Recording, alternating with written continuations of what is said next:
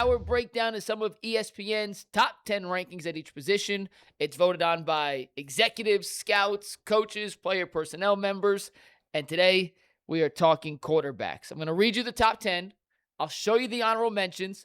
We'll talk a little bit about how it impacts the Browns, and then we're going to debate quarterbacks because we love debating quarterbacks, especially when it's some egregious voting. Let's just leave it at that. Yeah, okay. This is how the top 10 broke down from ESPN survey of NFL personnel rankings. Josh Allen at 1, Mahomes at 2, Stafford at 3, Joe Burrow at 4, Lamar Jackson at 5.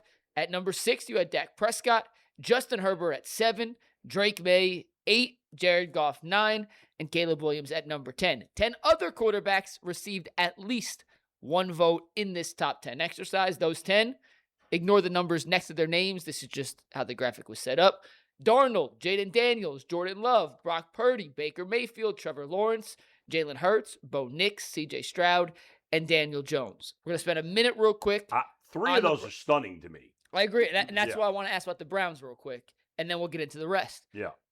Some of those names, Daniel Jones in particular, stands out as how is he getting top 10 votes? He did have a very good year before getting hurt. He did. What are the chances the Browns could get any quarterback currently on their roster into at least that level of play in 2026? My opinion? Yeah, real quick, and then we'll debate the rest of the list. Almost no chance. I'll say 5%. Highly unlikely. I would say highly unlikely. Yeah. Earl? I think it's a chance, but I don't think it's likely that you get a quarterback ranked in the top 10 after this season. Yeah. I mean, I may be being generous at 5% because to get on that list, somebody has to think you're a top 10 quarterback, and that's, obviously unlikely. Now, I'm still, even though he had a good year last year, I don't understand how somebody really thought Daniel Jones was a top 10 quarterback. I mean, how do I trust that guy? There was somebody that didn't vote Lamar Jackson as a top 10 quarterback. So with the top 10, the actual guys who finished in the top 10, ESPN put their highest ranking vote and their lowest ranking. And for Lamar Jackson, his highest rating was number 1, best quarterback in football. Yeah.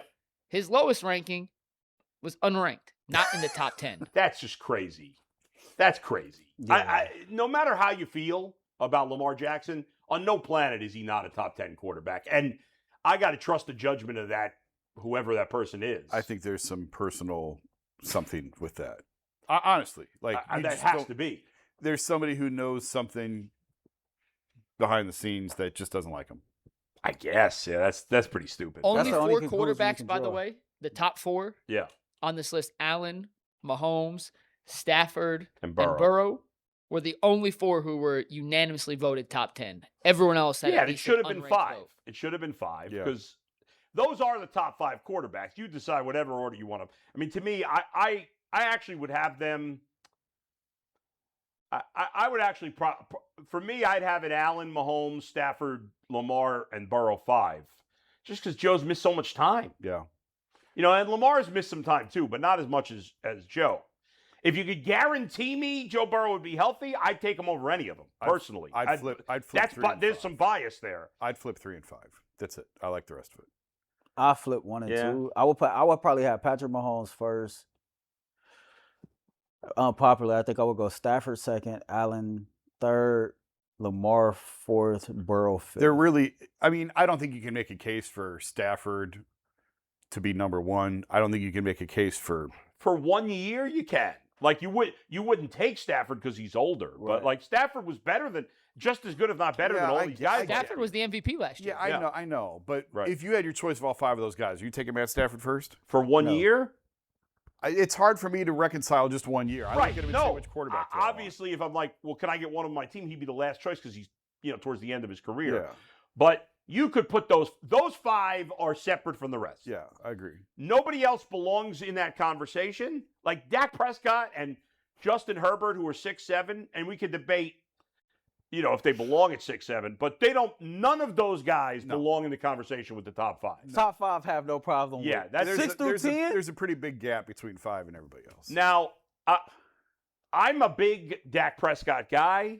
I don't know that I would put him 6th, but I don't know that there's a clear there's no clear 6th guy. I would off that list. I'd take Drake May. He did it for 1 year though. Yeah, I know. I would put Jared Goff 6. It's funny, like Jared Goff, at first reaction, you're like, Jared Goff?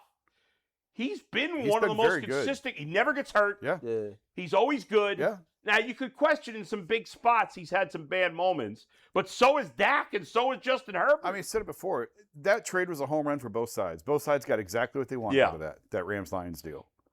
So Jeremy and Caleb Fowler, Williams, great second half, but off one half, he's number 10. I don't buy that. So Jeremy Fowler put into just a separate tweet how close each tier was. Yeah. Basically, of the top 20 guys who all got votes, like how they grouped. Allen and Mahomes were in tier 1 by themselves. Yeah. Stafford was tier 2 by himself. Really? Burrow and Jackson, 4 and 5 by themselves. Yeah.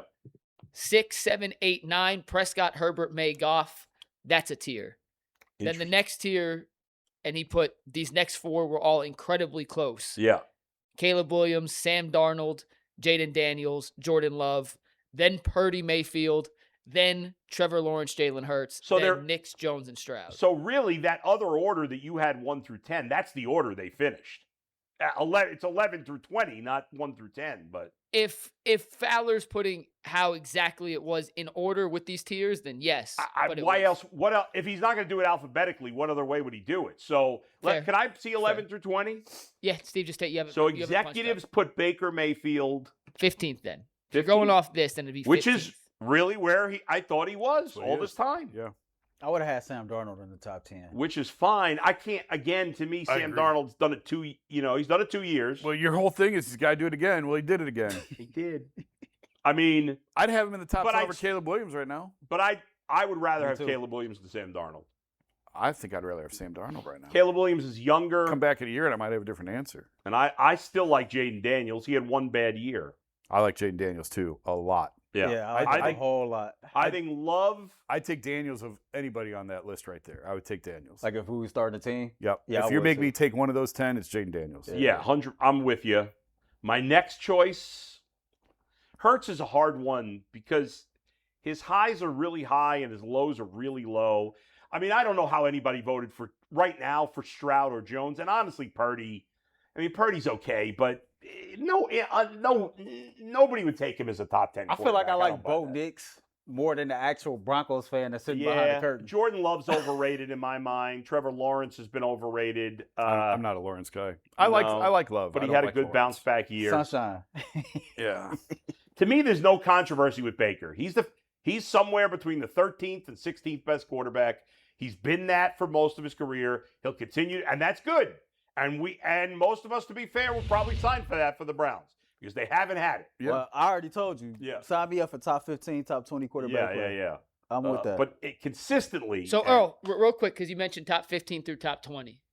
That means he has to. Browns quarterback would have to play between Mayfield and Daniel Jones. I thought we was off the Browns, but go ahead with your question. No, but you just said. I thought you said Browns quarterback had to be top. Well, 15. No, he said that's where Mayfield at. Sorry. For me, that's where I would say misheard. A Browns quarterback would, have to play. I would accept top 15 to top 20 quarterback play from a Browns quarterback, or if I was a fan of another team, I would accept that from them. I think I'm more of a guy of, if you ask me, what would you rather have, an overall solid football team or a top 10 quarterback? I'm taking an overall solid football team probably 10 times. I mean, you shouldn't have to choose between the two, but I mean, I would take the quarterback. I'd take the quarterback every time. I'd take the quarterback. You can fix the rest. It's harder to fix the quarterback if you don't have an elite. Right. C.J. Stroud's been bad the last couple of years. I don't know what happened. They fired his offensive coordinator for absolutely no reason. But if you're that good, you shouldn't be. I mean, you shouldn't. But that's why I think coaching matters a lot, because that's another example of, this is a guy, his first year, maybe second year in the NFL, it seemed like the sky was the limit. They changed offensive coordinators, and now he got a new QB coach, new offensive coordinator, and all of a sudden he's not the same guy. And I know we went back and forth on, how many wins is a coach worth, or I just think player development and being in the right situation, it helps you out a lot. I mean, Sam Darnold didn't become him until 3 years ago, until he got to Minnesota and got with some coaches that can really develop who he is as a football player, and they got him paid. Yeah, but I mean, his head coach hasn't changed in Houston. It's the same head coach. Yeah, head coach hasn't changed at all. So, and I mean, Patrick But Mahomes. D'Amico's a defensive guy, though. He's not an offensive. Yeah, I hear you, but I don't know. I mean, to me, the best quarterbacks, I'm not saying the coach doesn't matter, but it's the better you are as a quarterback, the less it should matter, in my opinion. I mean, Tom Brady, again, it's one example, and he's extreme, but he goes to Tampa Bay, and he was still great. It wasn't like anything changed there. Yeah, that's true, too. And they had OCs in and out in New England. I think it's a fascinating conversation because there's no right and wrong to it. I know I was doing some research at the last week, and, I told G, I said, if you was to ask 2020 Deshaun Watson if he was willing to cut his stats in half for 4 more wins, I bet you he would say yes. I found, like, in 2012, 2014, 15, and 16, Drew Brees either threw for 5,000 or close to 5,000 yards in each of those seasons. And every one of those years, they only won 7 games. Or how, like, in 2020, Matt Ryan had a top 5 season in passing yards, passing touchdowns. They only won 4 games. And I'll be going back and forth. Those are the anomalies. Yeah, There's not as many. But there's data there. And to me, like, I go back and forth with a lot of people that I know of. Yeah. Okay, well, which way do you want it? But Drew Brees still won a Super Bowl. Matt Ryan got to a Super Bowl. He did win a Super Bowl. But, like, how many teams are going to a Super Bowl with bad quarterbacks but a good team, Not in this era. No. You got to go back to the early 2000s. All right, we got to take a break. When we come back, we'll wrap it up with some final thoughts, super chats, next on the Ultimate Cleveland Sports Show.